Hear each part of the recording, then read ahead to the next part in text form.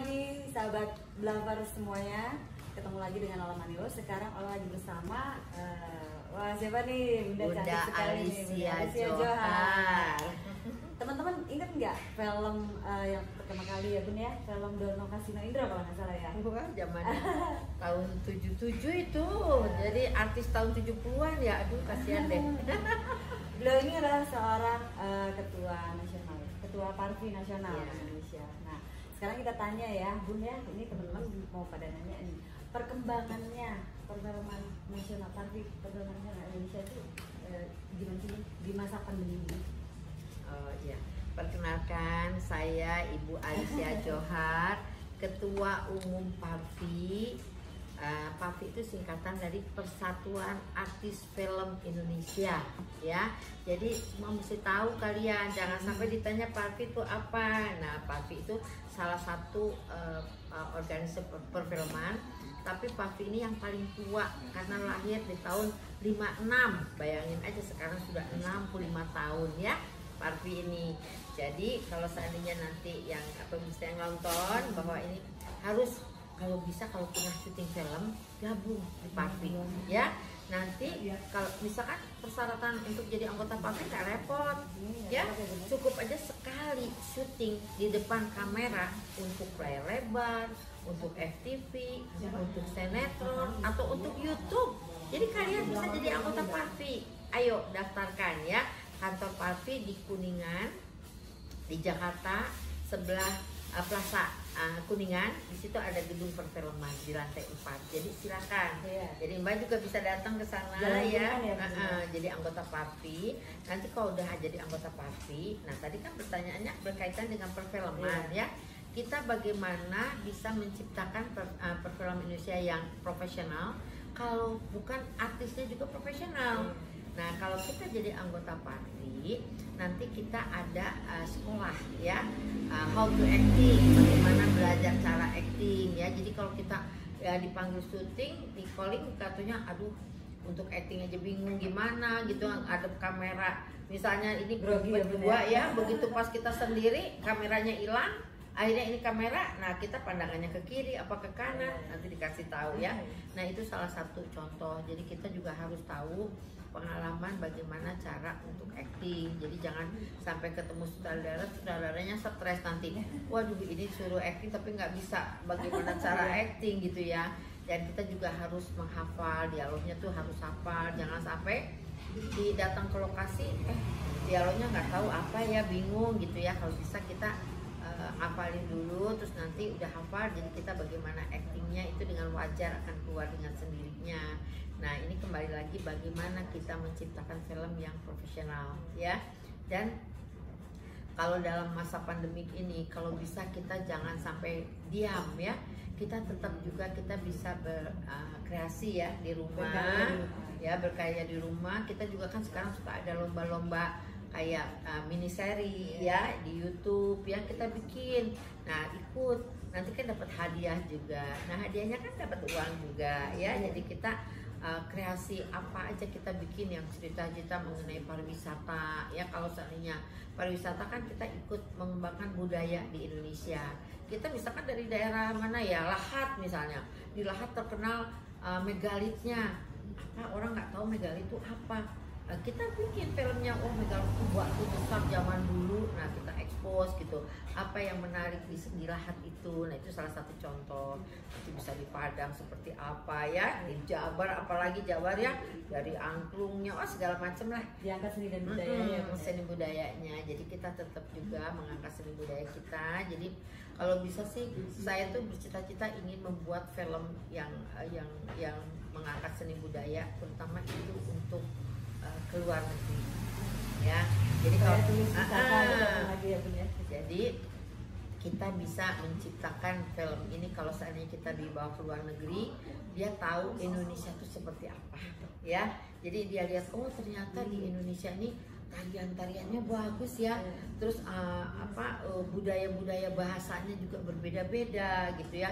Mungkin cenderamata-cenderamata juga bagus. Nah mereka dari nonton film itu mereka tahu, oh bagus banget nih film kita. Nah akhirnya mereka bisa datang ke Indonesia, jadi membantu Menteri Pariwisata juga.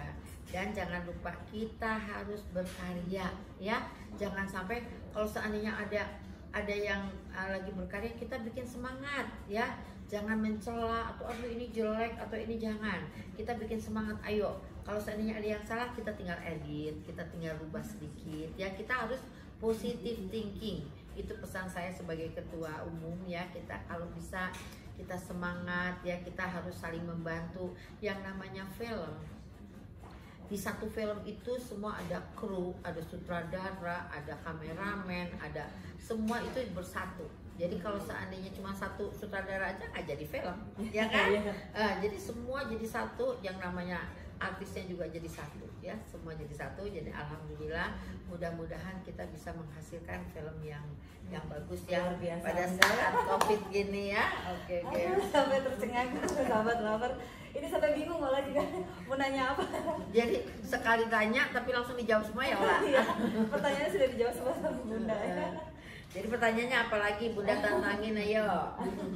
Bun, gini kan di masa pandemi ini kan kita nggak boleh berkerumun Bun. Gimana dengan perkembangan film ketika kita membuat film gitu kan, dibatasin orangnya Bun, apalagi sekarang kan harus di swab ya Bun ya. Nah itu gimana menanggulanginya gitu? Apakah membuat sinema jarak jauh saja? Ya, sebetulnya kita kalau syuting itu bisa mengikuti protokoler, itu bisa kita laksanakan ya. Kita pada saat kita syuting mungkin kita bisa buka, tapi sebelum kita syuting supaya kita yakin ke lokasi syuting itu kita di swab dulu atau antigen atau apa, jadi kita ada suratnya, jadi kita yakin kita berhadapan sama teman-teman yang benar-benar sehat ya. Jadi masuk ke lokasi itu udah harus paling nggak temperaturnya dicek juga, misalkan kalau di 36 gitu ya, berarti kita sehat semua. Tapi kalau udah 37 ke atas udah suruh pulang karena bahaya kan, dia masih sakit ya. Nah jadi kita juga kalau seandainya ada surat antigen seperti itu, kita aman, kita bisa lepas masker pada saat kita syuting. Tapi usahakan pada saat sudah syuting kita pakai masker lagi ya, kecuali kita lagi syuting atau lagi makan baru buka masker. Jadi kita kalau bisa kita harus taati ya protokoler yang sudah dicanangkan ya, supaya kita tetap sehat ya. Kita harus hati-hati dengan COVID yang saat ini yang sangat mengerikan ya. Ya. Ada saking cantiknya nih bingung. Awet muda banget. Amin. Aduh, dibilang awet muda. Resepnya apa? Nih lihat di Cafe Bunda ini, Bunda hobinya nyanyi. Jadi tiap hari tuh ada live musik, nyanyi-nyanyi dari jam 2 sampai jam 9 malam. Jadi kalau seandainya ada yang mau nyanyi sama Bunda, ayo ke sini. Nanti juga insya Allah kita akan adakan sekolah acting di sini ya. Nanti mungkin di Cafe Bunda, karena pagi ini kita tidak ada acara apa-apa, kita bikin sekolah acting biar melahirkan artis-artis yang profesional ya. Saya yakin di Jabar ini banyak sekali yang punya talenta yang luar biasa ya, terutama khususnya untuk acting ya. Dan cantik-cantik di Jabar itu, aduh menyegari listrik. Nanti kalau seandainya syuting kayak kita bikin mie iteng atau apa kan, semua kita usahakan artisnya betul-betul dari Jabar ya, jangan dari jauh-jauh dari mana-mana. Nah makanya mesti sekolah acting ya, insya Allah nanti di sini akan diadakan sekolah acting. Udah itu jalan apa Bunda? Mungkin buat sahabat lover. Oh iya, nah sahabat lover, nanti ini namanya Cafe Bunda Alicia Johar, Jalan Bagus Rangin 7/50 ya. Nanti tinggal ayo kita ke Bagus Rangin. Nah di sebelah ini ada kafe juga namanya Nyi Iteng, punya Paramita Rusadi.